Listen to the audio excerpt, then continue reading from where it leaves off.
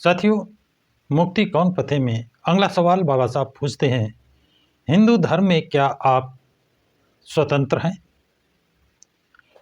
कुछ लोग कहेंगे कि हर नागरिक को कानूनन जितनी व्यवसाय की स्वतंत्रता है उतनी ही व्यवसाय की स्वतंत्रता आपको भी है।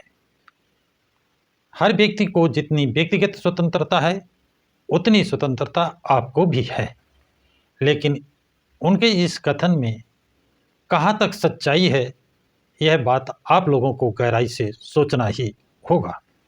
जिस समाज की विरासत में मिले व्यवसाय से अलग कोई व्यवसाय करने नहीं देता, उसे यह बताने का क्या मतलब है कि तुम्हें व्यवसाय करने की स्वतंत्रता है। जिसके लिए संपत्ति कमाने का कोई रास्ता खुला नहीं है, यानी आप संपत्ति कमाने के लिए कोई रास्ता आपके लिए खुला नहीं है, उससे यह बताने की क्या हासिल की तुम्हारी संपत्ति को कोई छुएगा भी नहीं। अपनी संपत्ति को भोगने के लिए तुम आज़ाद हो।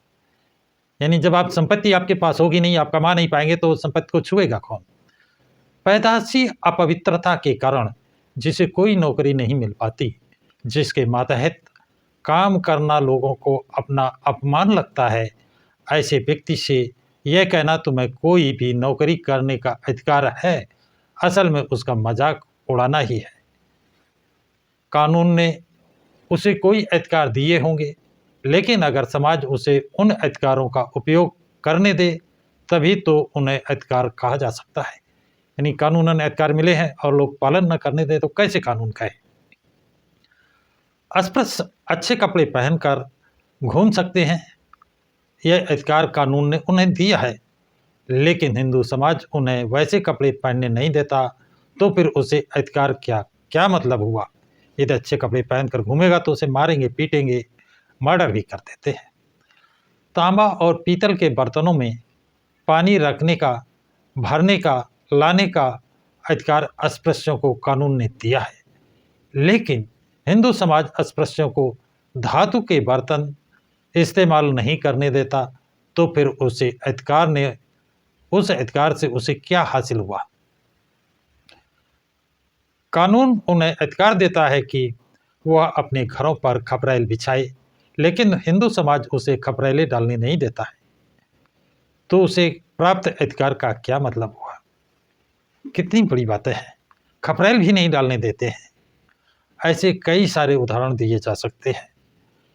बाबा साहब कहते हैं ऐसे कई उदाहरण दिए जा सकते हैं। कुएं में पानी नहीं भरने देंगे, साफ कपड़े नहीं पहनने देंगे, तांबे और पीतल के बर्तनों में पानी नहीं भरने देंगे। जब कानूनन अधिकार है तो उन कानून का अधिकारों का क्या मतलब है? आगे कहते हैं, सारांश में मैं उसी अधिकार को अपना मान सकते हैं जिस पर अमल करने की समाज उन्हें इजाज़त देता है। कानून से अधिकार प्राप्त होने के बावजूद अगर समाज अड़ंगा खड़ा करे तो उसे अधिकार के कोई मायने नहीं रह सके, उसके कोई मायने नहीं रह जाते हैं।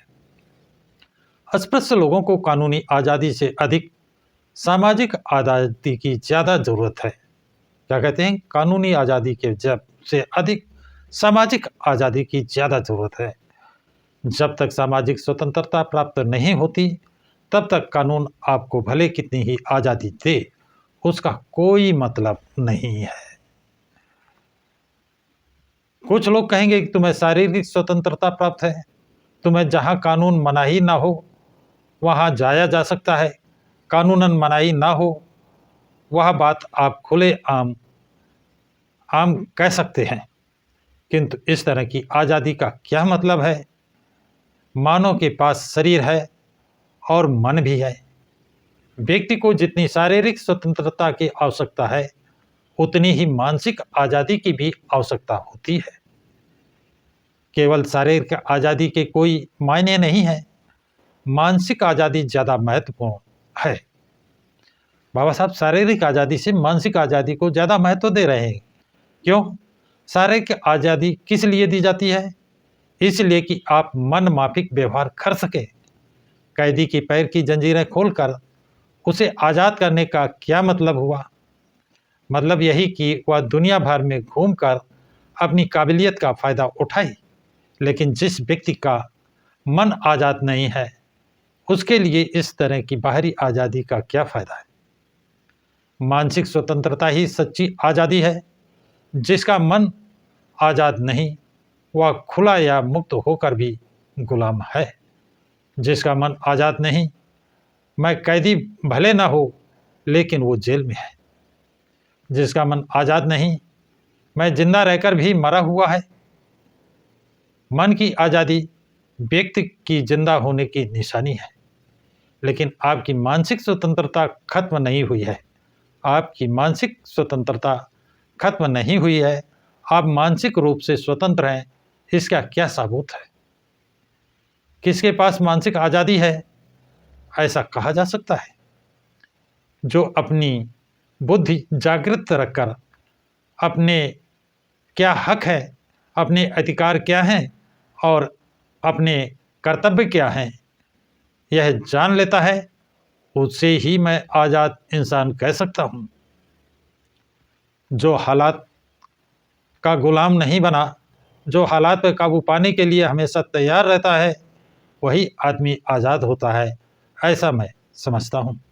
जो स्थितियों का दास नहीं हुआ, स्थितियों पर जो काबू पाने के लिए हमेशा तैयार रहता है, वही आदमी आज़ाद है, ऐसा मैं कहता हूँ। जो रूढ़ियों के अधीन नहीं हुआ, जो गतानुगतिक नहीं बना है, उसके विचारों की ज्योति बुझी नहीं है, वही स्वतंत्र है, यह मेरा कहना है। जो दूसरों के बस में नहीं होता, जो दूसरों की सुनकर अपने निर्णय नहीं लेता, जो कारण बहुत समझाने के बाद ही किसी बात पर विश्वास करता है, जो अपने अधिकारों के प्रति जागरूक होता है, जो प्रतिकूल मत से डरता नहीं, किसी और के हाथ की कठपुतली नहीं बने, जितनी बुद्धि स्वाभिमान जिसके पास है, वही आदमी आज़ाद है, ऐसा मेरा मानना है।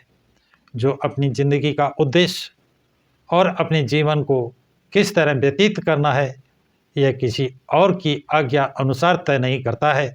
जो अपनी बुद्धि के अनुसार अपने जीवन का उद्देश्य क्या हो तथा अपनी ज़िंदगी किस तरह से व्यतीत करनी है, यह बातें खुद तय करता है, यानी जो पूरी तरह स्वाधीन है, वही व्यक्ति स्वतंत्र है, ऐसा मैं मानता हूँ।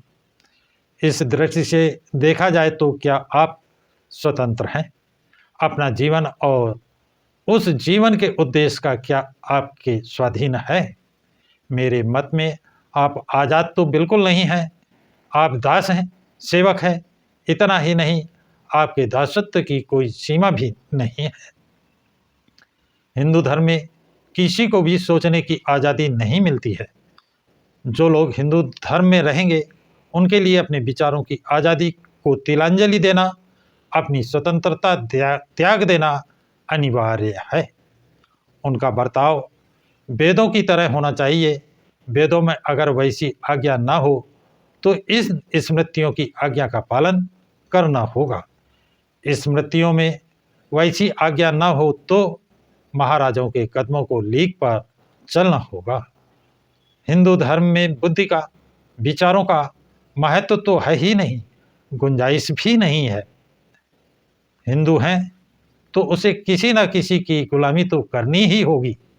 वेदों की गुलामी करे, स्मृतियों की गुलामी करे, या फिर महाजनों का अनुसरण करे।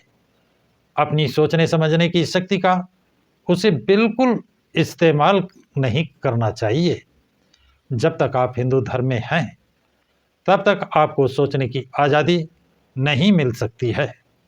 कोई ये भी कह सकता है कि हिंदू धर्म में केवल आपकी ही सोचने की आज़ादी हर ली है, छीन ली है। ऐसा नहीं है।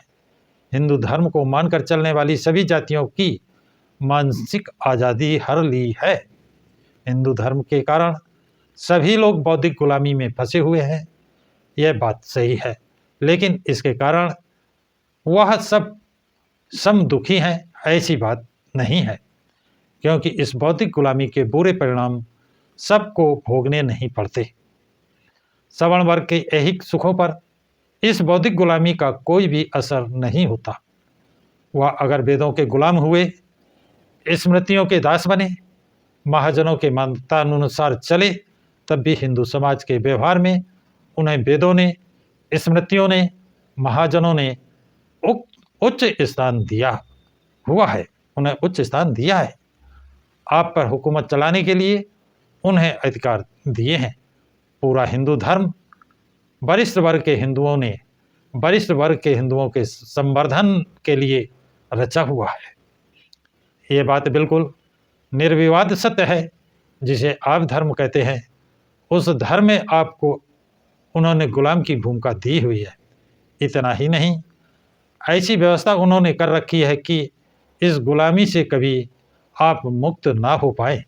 इसीलिए हिंदू धर्म की इस बौद्धिक गुलामी से छुटकारा पाने की जितनी आपको ज़रूरत है, उतनी ही अन्य लोगों को भी है। इस तरह हिंदू धर्म आपको दो तरह के मार्ग सिद्ध हुआ है। इस धर्म में आपको मानसिक आज़ादी छीनकर आपको गुलाम बनाया हुआ है, और इसी धर्म ने व्यवहार में आपको गुलामी की बदतर हालत में लाकर पटक दिया है। आप अगर आज़ादी चाहते हैं तो बेशक आपको धर्म परिवर्तन ही करना होगा, इसके अलावा कोई विकल्प नहीं है। तो साथियों, ये था बाबा साहब ने जो मुक्ति कौन पते का अगला एक रास्ता बताया है। ये आपको कैसा लगा है, कमेंट्स बॉक्स में कमेंट ज़रूर लिखिएगा तथा इस वीडियो को लाइक और शेयर करिएगा। प्रकाश की राह चैनल को सब्सक्राइब करें।